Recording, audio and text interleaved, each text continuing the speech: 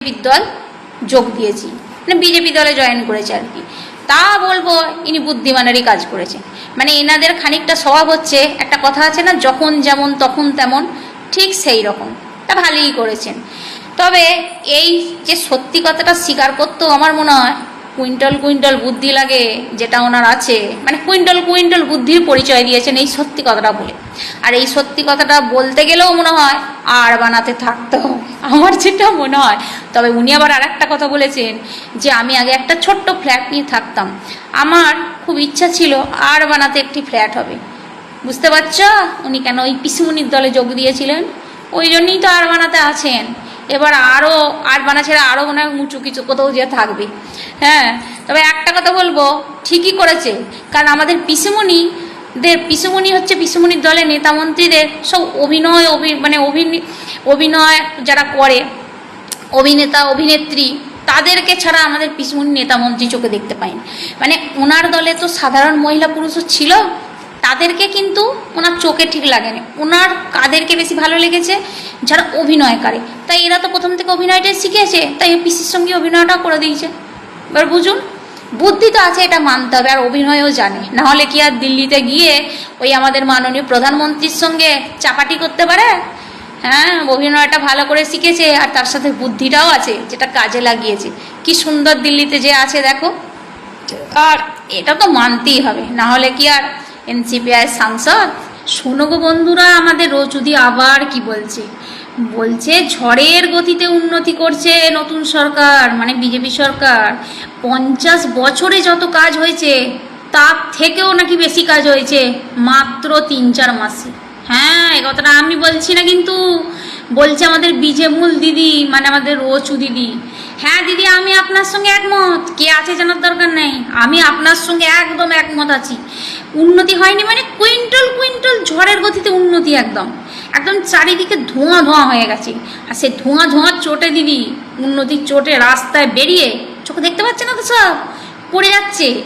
আর উন্নতির জোয়ার এসেছে একদম, সেই জোয়ারের জল তো কাদা জল, সে কাদায় পড়ে উঠে আর মুখে দাঁড়িয়ে একটাই কথা, সব জল কাদা মেখে উঠে দাঁড়িয়ে মুখে একটাই কথা, কি লঙ্কায় যেই যায় সেই রাবণ। হ্যাঁ, কি বলি বলো তো দিদি?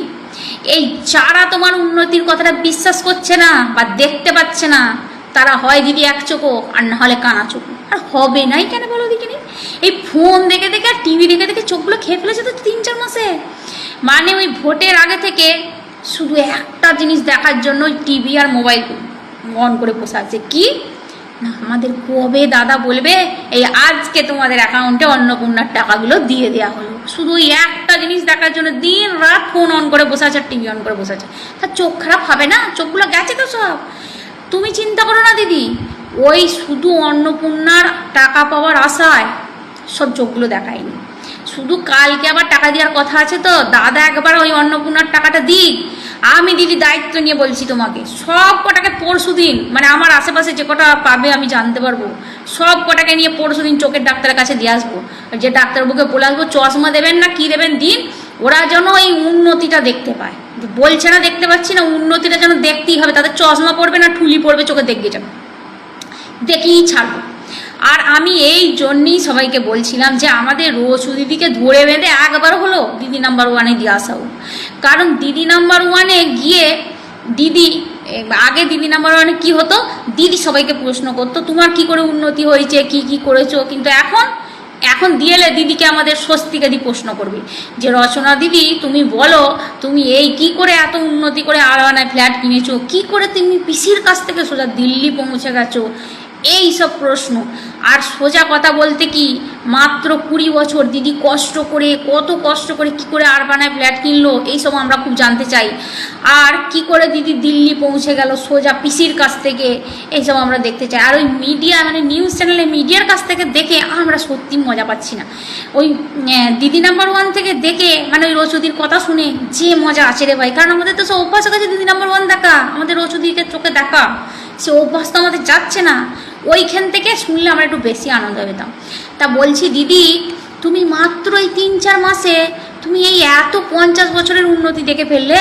তুমি আগের সরকারের দলে যখন ছিলে তখন বেশ কি, মানে ক বছর তো ছিলে, তো এই বছরে তুমি উন্নতি অবনতি কিছুই দেখতে পাওনি না? মানে এখন যেমন তুমি এসে বলছো উন্নতি হয়েছে না অবনতি হয়েছে, তখন তো বলতে পারতে, আমরা তো শোনার জন্যই বসেছিলাম যে উন্নতি করছে না অবনতি করছে।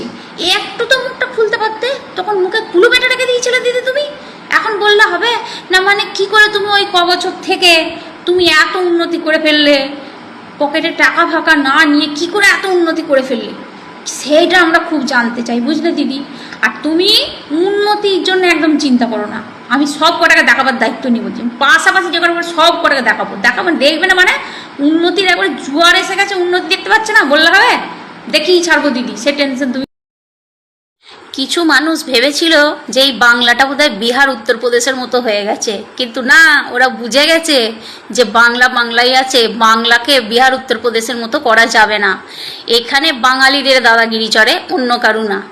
কিছু মানুষ খুব চেষ্টা করছিল যে নেতাজি সুভাষচন্দ্র বসুর ঊর্ধ্বে গিয়ে শ্যামাপ্রসাদ মুখার্জিকে প্রতিষ্ঠা করবার যে চেষ্টাটা করে যাচ্ছিল না, তারই ফল আজ এইটা হয়েছে। রামপুরহাটে নেতাজি সুভাষচন্দ্র বসুর নামাঙ্কিত রাস্তা থেকে নেতাজির নাম বাদ দিয়ে করা হয়েছিল শ্যামাপ্রসাদ মুখার্জি রোড।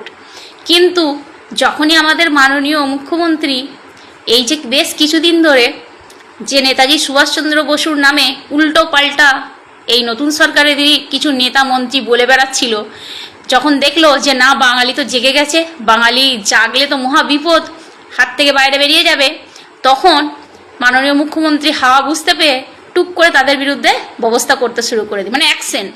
হ্যাঁ, চুপচাপ তারা সব ক্ষমা চাইতে শুরু করেছে। যখনই দেখেছে তখন এই রামপুরহাটে যে এই কাজগুলো যারা করেছিল না, মানে নেতাজির নাম পরিবর্তন করে রাস্তার নাম দিয়েছিল শ্যামাপ্রসাদ মুখার্জি রোড, তারা রাতারাতি রাস্তার নাম পাল্টে আবার নেতাজির নামই রেখে দিয়েছে। তো মানে ভয় পেয়ে গেছে সোজা কথায়। তো আমি একটা কথা বলবো, আচ্ছা নামে কি আসে যায় বলো তো? নামটা নেতাজি সুভাষচন্দ্র বসু ছিল, নামটা পাল্টে কি দরকার ছিল করবার? ওনাকে অসম্মান করার কি দরকার ছিল? তার থেকে ভালো হতো না যদি রাস্তাগুলোর ঠিকঠাক করে কাজ করা হতো? এই বর্ষার সময় প্রতিটা রাস্তার হাল তো বেহাল, কোনো জায়গায় রাস্তা ভালো নাই। তাহলে নামে কি আসে যায়? কাজ এমন করো যেন 50 বছর 100 বছর মানুষ তোমাদেরকে মনে রাখে, কাজটা ঠিক করে করো।